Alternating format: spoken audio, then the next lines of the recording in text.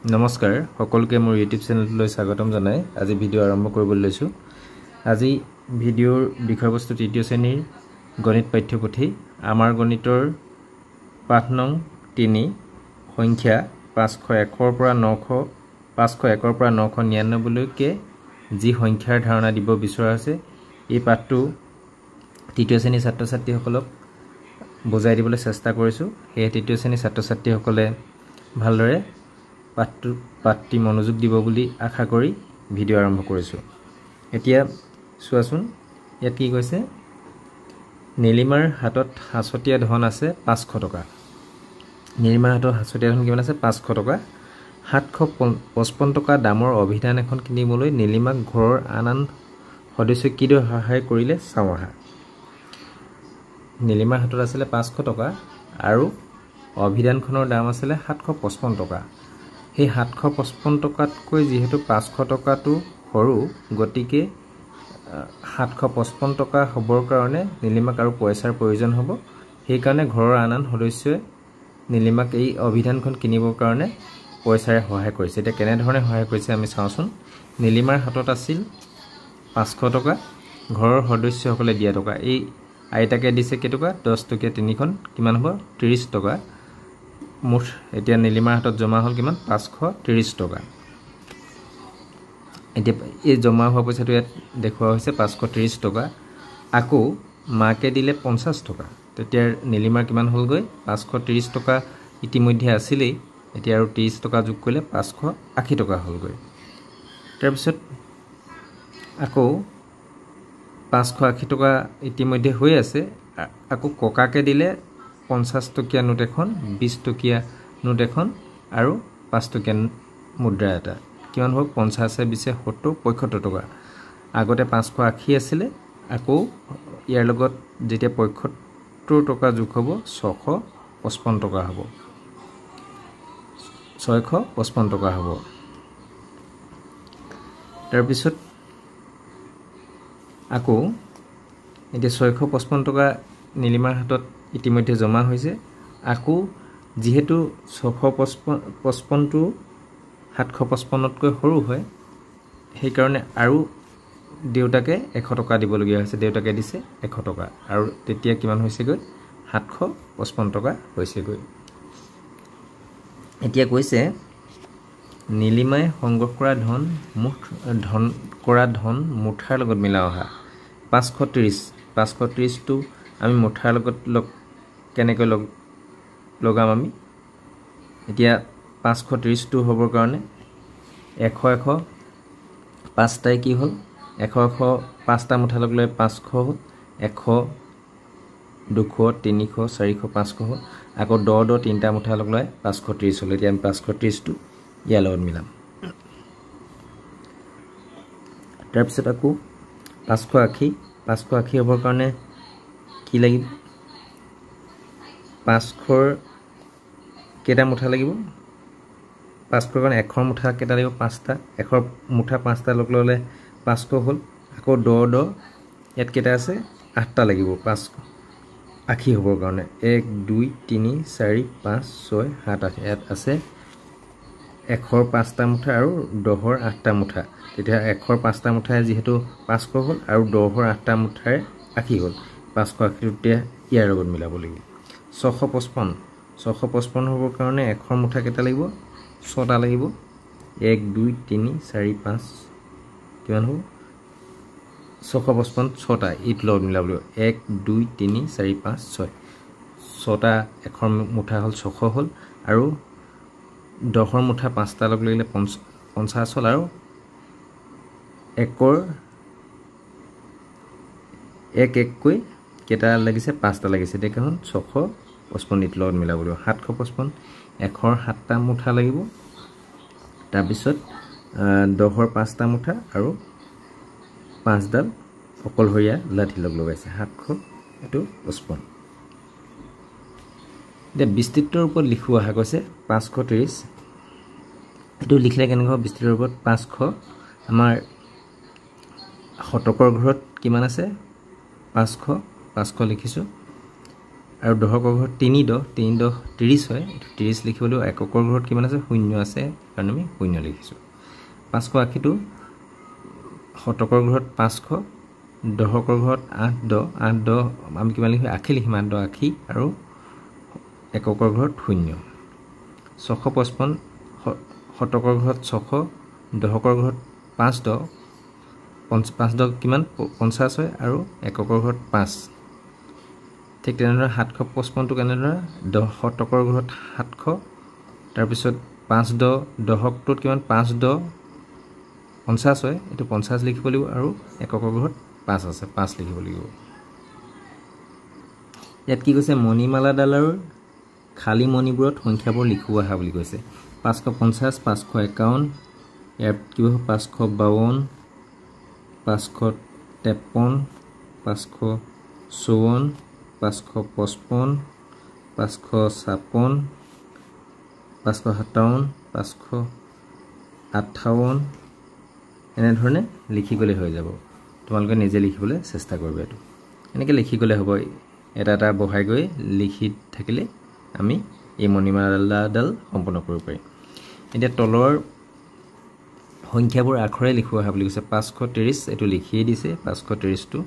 535টো লিখি দিছে, 800 এইটো 52 852টো মই লিখি দিছোঁ 852,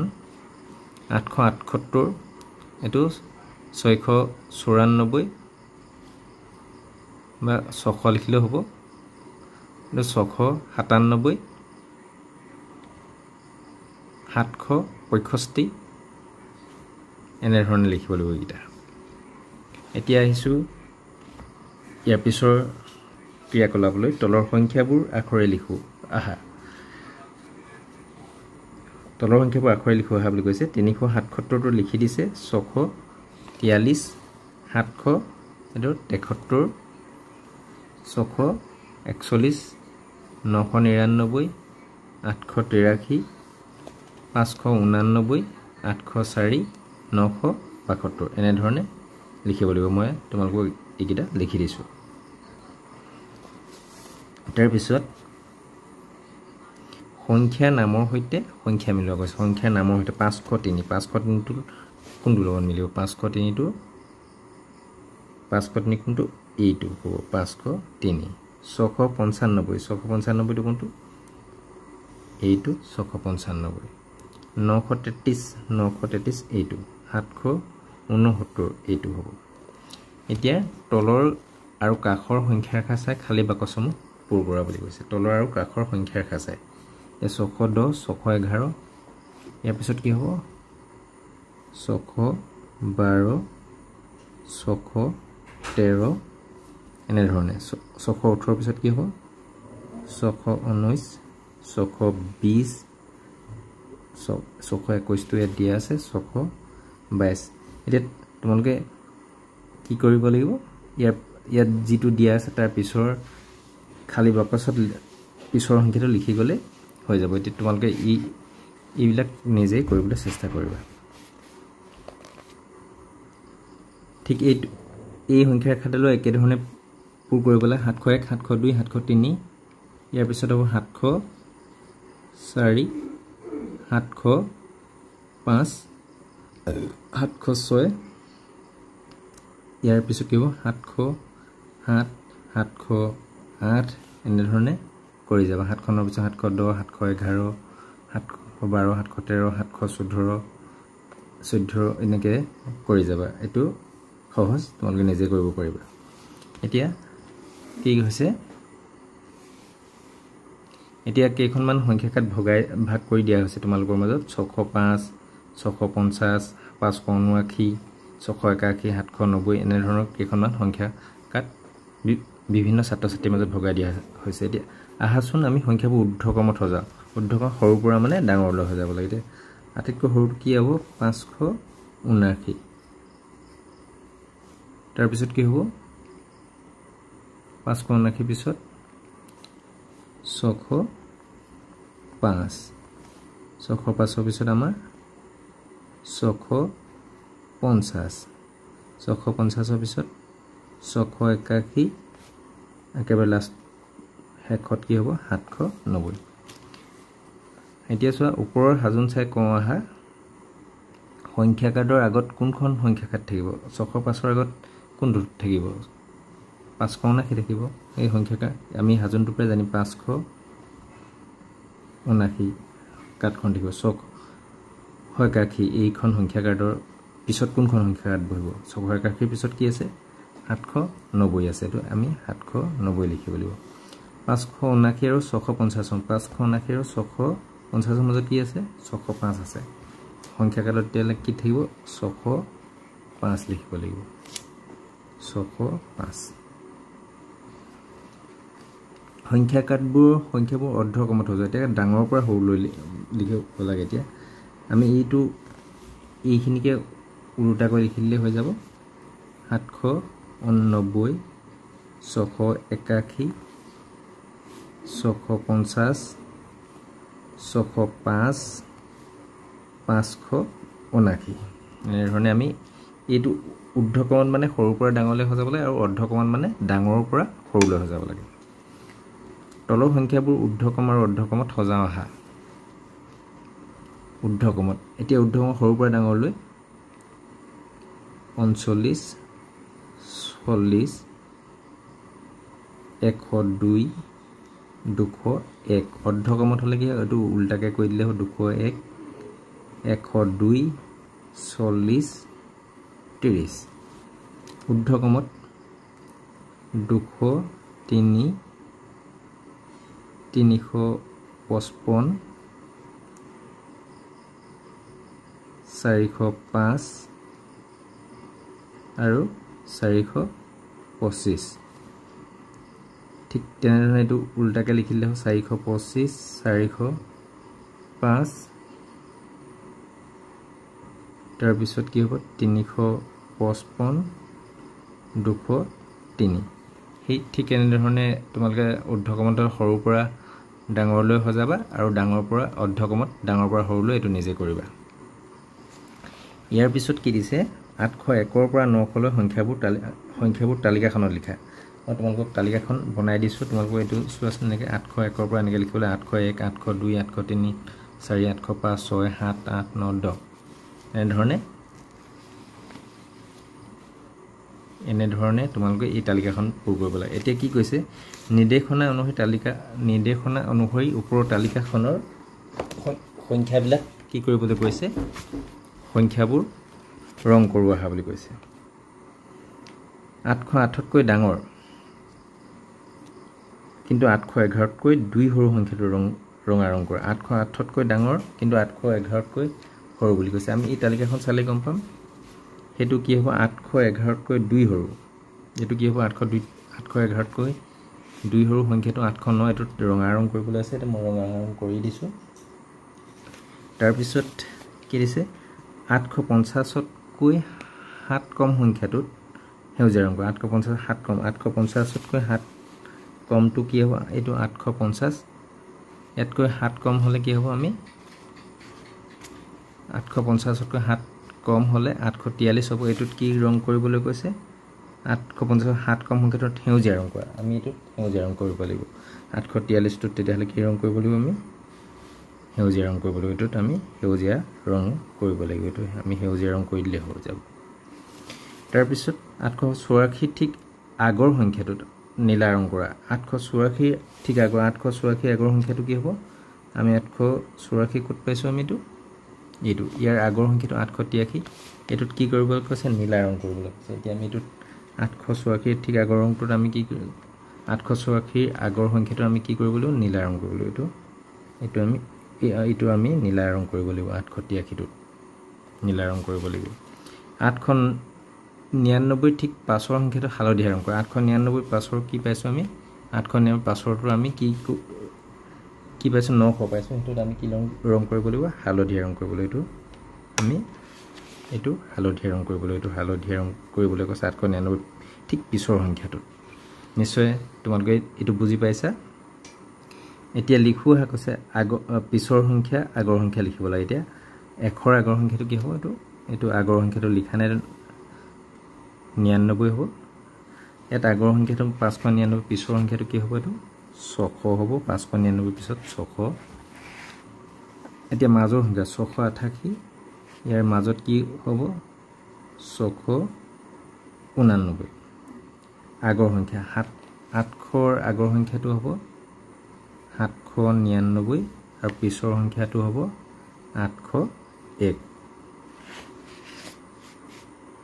এতিয়া কৈছে কোনটো সৰু কোনটো ডাঙৰ উপযুক্ত কাৰণটো বাছি উলিয়াই ৰাইট চিন দিবলৈ কৈছে 632তকৈ 411 সৰু কাৰণ কটো দিছে 632ৰ এককৰ ঘৰৰ অংকটো 2 আৰু 411ত এককৰ ঘৰৰ অংকটো 1 এককৰ ঘৰটোৰ লগত ইয়াত কথা নাই যেহেতু তিনিটা অংকৰে গঠিত সংখ্যা এতিয়া তিনিটা অংকৰে গঠিত সংখ্যা হলে আমি শতকৰ ঘৰৰ অংকটো চাব লাগিব শতকৰ ঘৰৰ অংকটো যত ডাঙৰ আছে হেতুৱে ডাঙৰ হয় আৰু শতকৰ ঘৰত যত সৰু আছে হেতুৱে সৰু হয় এটা 632ত শতকৰ ঘৰৰ অংকটো 6 আৰু 411ত শতকৰ ঘৰৰ অংকটো 4 এই এটোৱে কাৰণ হ'ব মানে ইয়াত কি হ'ব শতকৰ যিটো সৰু আছে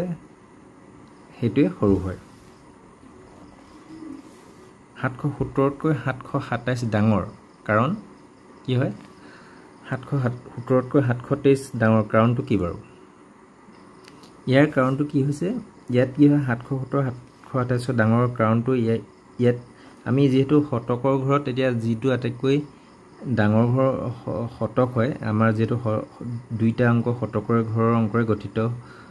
770 আৰু 723 ইয়াত আমি শতকত দুইটাতে একে আছে কাৰণ এতিয়া আমি দশকৰ ঘৰটোলৈ চাইছো এতিয়া দশকৰ ঘৰত কোনটো হয় এতিয়া খটো ইয়াৰ শুদ্ধ যুক্তি হ'ব ইয়া 723ৰ দশকৰ ঘৰৰ অংকটো 2 আৰু 770ৰ দশকৰ ঘৰৰ অংকটো 1 ইয়াত দশকৰ ঘৰত যিটো ডাঙৰ হ'ব হেতুৱে ডাঙৰ হ'ব ইটোৱে খটো শুদ্ধ যুক্তি এতিয়া খালি ঠাইত এই দুটা চিন দিবলৈ কৈছে যদি ডাঙৰ হয়তো গ্ৰেটাৰ দেন এটো লেছ দেন আৰু এটো সমান চিন ব্যৱহাৰ কৰিবলৈ কৈছে এতিয়া 228 টো 223তকৈ ডাঙৰ যেতিয়া ডাঙৰ এটো 228 টো ডাঙৰ কাৰণে এটো এনেকৈ লিখিব লাগিব 228 গ্ৰেটাৰ দেন 223 খটো 328 38 টো 330তকৈ ডাঙৰ হলে এই চিনটো দিব লাগিব আমি 500 গটো 584 টো 638তকৈ সৰু এটো 584 সৰু তেতিয়া আমি এই চিনটো দিম লেছ দেন ঘৰটো 808 টো 880তকৈ সৰু এটো লেছ দেন ইয়াটো এই চিনটো দিম 935 টো 905তকৈ ডাঙৰ এটো গ্ৰেটাৰ দেন এটো ডাঙৰ 744 টো আৰু 744 দুইটা সমান এটো সমান হলে আমি সমান চিন দিম এতিয়া চাও জোৰ আৰু বিজোৰ জোৰ হিচাপে পোৱা কেইবিধমান বস্তু চাও আহা বুলি কৈছে আমি ইয়াত দেখুৱাইছে কিছুমান বস্তু চেন্ডেল জোতা এনে ধৰণৰ কিছুমান বস্তু দেখুৱা আছে আমি জোৰ হিচাপে যিবিলাক পাওঁ আমি এনেকুৱা আৰু কি বস্তু জোৰ হিচাপে পাওঁ এটো তোমালোকে নিজে ভাবিবা জোৰ হিচাপে আমি কি বস্তু পাওঁ তলৰ বস্তুবোৰ জোৰ হিচাপে ঘেৰ দিও আহা বুলি কৈছে তলৰ বস্তুবোৰ জোৰ হিচাপে ঘেৰ দিও এতিয়া কণীটো তিনটা কণী আছে ইয়াত এজোৰ বনাবৰ কাৰণে দুটা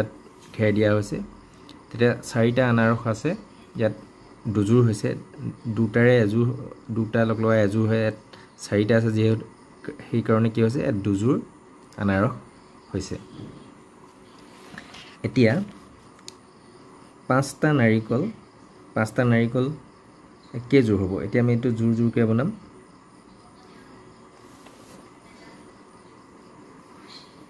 এইটো এজোৰ হল আৰু এইটো লগ লগাই এজোৰ হল এতিয়া এটা বিজুৰীয়াকে থাকিলে বিজুৰ হৈ থাকিলে পাঁচটা নাৰিকল কেজোৰ আছে দুজোৰ আৰু এটা নাৰিকল বাকি থাকে ইয়াত ছপা ফুল আছে ইয়াত ছপা ফুলটো আমি এনে ধৰণে জোৰকে বনালে কিমান পাম 3 জোৰ পাম আৰু 3 জোৰ পাহকে এপাহু নাই আমি এটো শূন্য লিখিব পাৰো সাতটা কলম আমি দুটা টাকে বনালে আমাৰ এটা দুটা তিনটা আমি জোৰ পালো আৰু 3 জোৰ পালো আৰু এটা কলম বাকি থাকে 3 জোৰ এটা কলম আঠটা বটলটোক আমি এনে ধৰণে ভাগ কৰিম জোৰ বনাম ইয়াত আমি কেইযোৰ পালোঁ 4যোৰ আৰু বিজোৰকে এটাও নাই বিজোৰকে আছে জানো নাই এইকাৰণে শূন্য লিখি দিছোঁ 9টা মৰ্টন আমি জোৰ বনাম কেইযোৰ পাম 2যোৰ 3যোৰ 4যোৰ এটা বিজোৰকে থাকিলে 9টা মৰ্টন হ'লে কিমান হ'ব 4যোৰ আৰু বাকি থাকিলে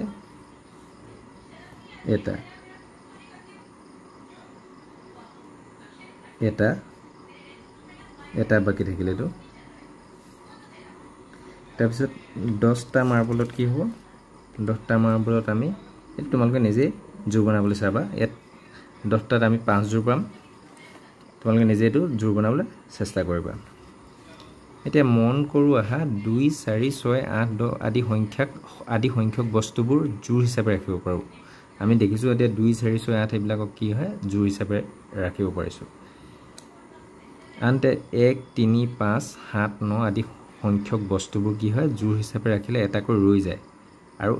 গতিকে এইবোৰ কি সংখ্যা বিজোৰ সংখ্যা যিবিলাক ৰৈ না যায় জোৰ হিচাপে সম্পূৰ্ণ জোৰ হিচাপে ৰাখিব পাৰে হেতু জোৰ সংখ্যা আৰু যিবিলাক সংখ্যা আমি জোৰ হিচাপে ৰাখিলেও এটাকৈ ৰৈ যায় সেইবিলাককে বিজোৰ সংখ্যা বুলি কোৱা হয় নিশ্চয় তোমালোকে জোৰ আৰু বিজোৰ সংখ্যাৰ অলপ হলেও ধাৰণা পাইছে এতিয়া এই ছবি কিটাৰ সহায়ত আমি ভালদৰে বুজি পাম কেনে ধৰণে এই যিখিনি তোমালোকক ছবি দিয়া আছে জোৰ হিচাপে ভাগ কৰিব লাগে তেতিয়া আমাৰ জোৰ আৰু বিজোৰ সংখ্যা সম্পূৰ্ণ ধাৰণা হৈ যাব তলৰ ছবিবোৰ জোৰ হিচাপে ঘেৰ কৰি খালি বাকজটাৰ এটাত সংখ্যাটো আৰু আনটোত যুগ্ম নে অযুগ্ম হ'ব লিখো আহা বুলি কৈছে এটো যুগ্ম এটো আমাৰ 10টো ইয়াত 10 পোৱা হৈছে ধৰা আৰু যুগ্ম ইয়াত মানে বিজোৰকে এটাও থকা নাই এটো মই তোমালোকক কৈ দিছো এটো কেটা পালো 6যোৰ পালো আৰু সংখ্যা 12 যুগ্ম মানে বাকি থকা নাই এটো কি হয় আমি 8যোৰ পাইছো 16 এটো 11টোত কি হৈছে এটো কৰি দিছে তোমালোকক 5যোৰ পাইছে আৰু এটা বাকি থাকিছে 11 হৈছে এটো বাকি থকা কাৰণে এটো অযুগ্ম তাৰ পিছত এটো 13টোত কি হৈছে আমাৰ 6যোৰ পাইছো আৰু এটা বাকি থাকিছে এটো অযুগ্ম হৈছে এটো ঠিক তেনে 12 এইটোৰ একে হৈছে 6যোৰ পাইছো আমি 14টোতো কি হয় আমি 7যোৰ পাইছো 16টোত আমি 8যোৰ পাইছো 18টোত আমি 9যোৰ পাইছো ইয়াত বিজোৰকে থকা নাই এইটো আমি কৰি চাম এতিয়া এইটো কেনে ধৰণে হ'ব এইটো এজোৰ আমি এইটো এজোৰ এইটো এজোৰ এইটো এজোৰ এইটো এজোৰ এইটো এজোৰ এইটো এজোৰ এইজোৰ এজোৰ এইজোৰ এজোৰ এইজোৰ এজোৰ ইয়াত কেজোৰ পালো তেতিয়াহ'লে ইয়াত বিজোৰকে নাথাকিলে 1 2 3 4 5 6 7 8 9 10 ইয়াত কিমান পালো আমি 10 যোৰ 2 কে 10 পূৰণ কৰিলে কিমান হ'ব 20 হ'ব আৰু এটো কি হ'ব যুগ্ম যেহেতু বিজোৰকে নাই এটো যুগ্ম সংখ্যা হ'ব এতিয়া আহিছো হিপিঠি ছবিবোৰ চাই কৰো আহা যুগ্ম সংখ্যা ইয়াত আমি কি পাইছো যুগ্ম সংখ্যা ইয়াত যুগ্ম কি পাইছো আমি যুগ্ম সংখ্যা তেতিয়ালৈকে লিখিম 10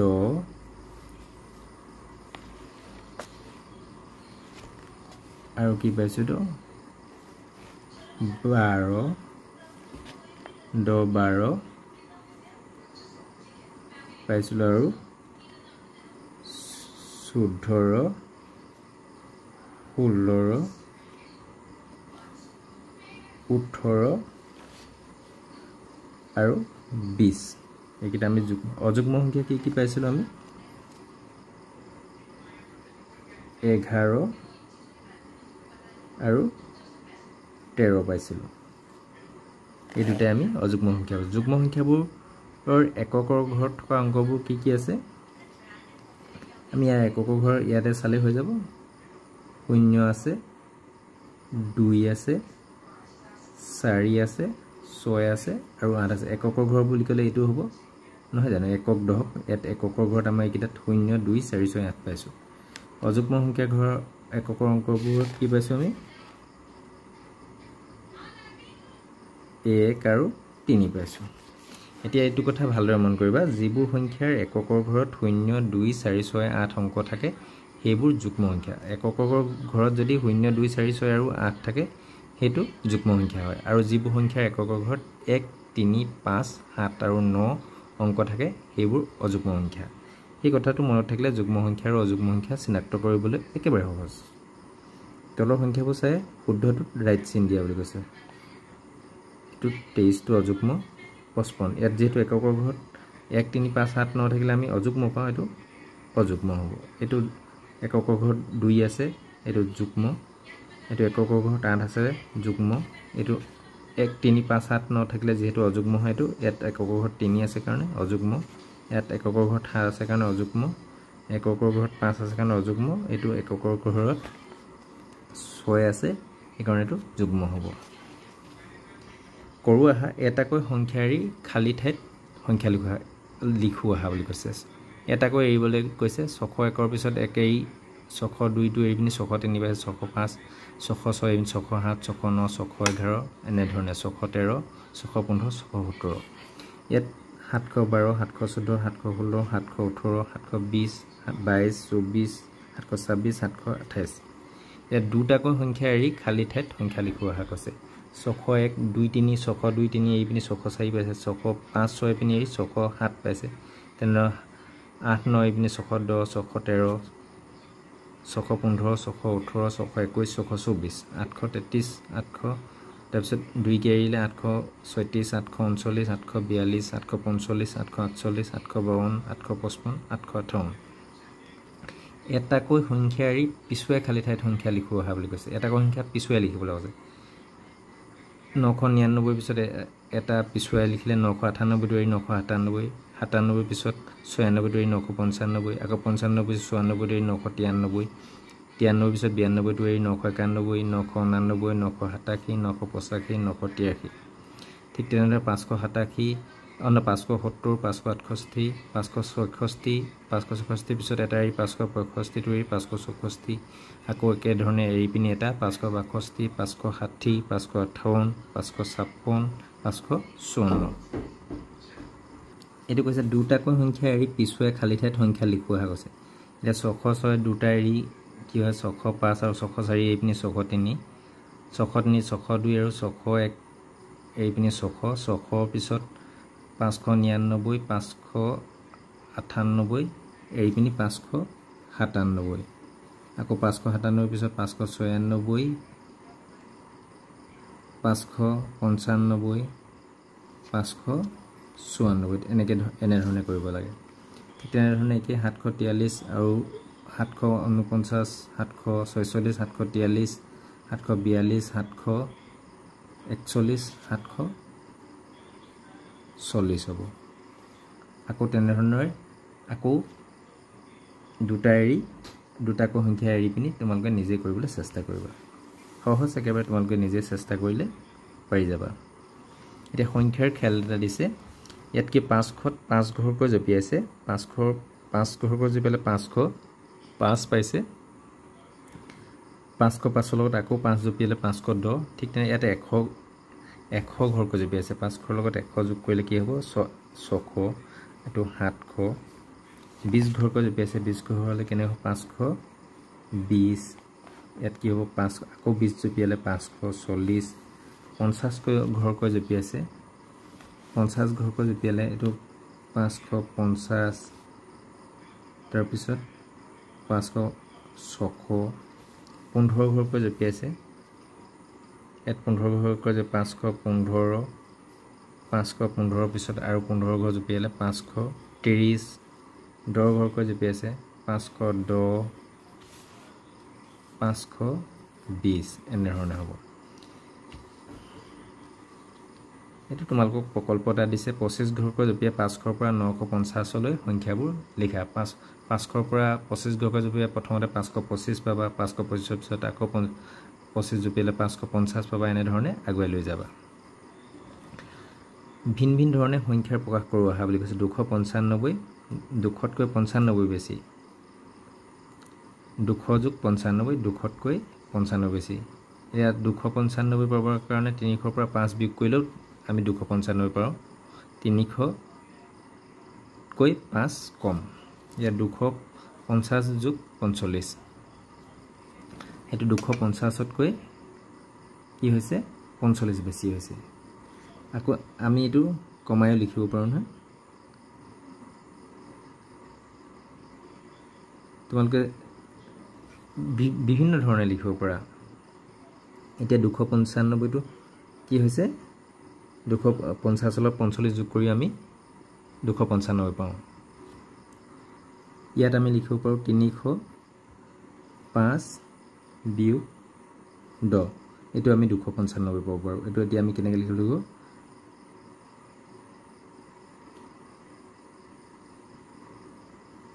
305তকৈ 10 কম এনে ধৰণে লিখিব পাৰো 348 300তকৈ 48 বেছি মই যি ধৰণে এইটো কৰি দিলো তোমালোকে এইগিটা নিজে এইগিটা কৰিবলৈ চেষ্টা কৰিবা এইগিটা নিজে কৰিবা এতিয়া লিখোৱা বুলি কৈছে এটা অংকৰ গঠিত আটাইতকৈ সৰু সংখ্যা এটা অংকৰ গঠিত আটাইতকৈ সৰু সংখ্যাটো কি 1 ডাঙৰ সংখ্যা কি হ'ব 9 হ'ব দুটা অংকৰ গঠিত আটাইতকৈ সৰু সংখ্যা 10 ডাঙৰ সংখ্যা হ'ব 99 তিনটা অংকৰ গঠিত আটাইতকৈ সৰু সংখ্যা এটো 100 হ'ব আৰু আটাইতকৈ ডাঙৰ সংখ্যাটো হ'ব 999 তে জানিলো আহা কৈছে 999 লগত 1 যোগ কৰিলে 1000 হয় 1000 হল চাৰিটা অংকৰ গঠিত আটাইতকৈ সৰু সংখ্যা এই পাঠটো ইমানেই আছিল আজি পাঠ ইমানতে সামৰিছো পুনৰ অন্য এটা পাঠৰ সৈতে পুনৰ লগ পাম ধন্যবাদ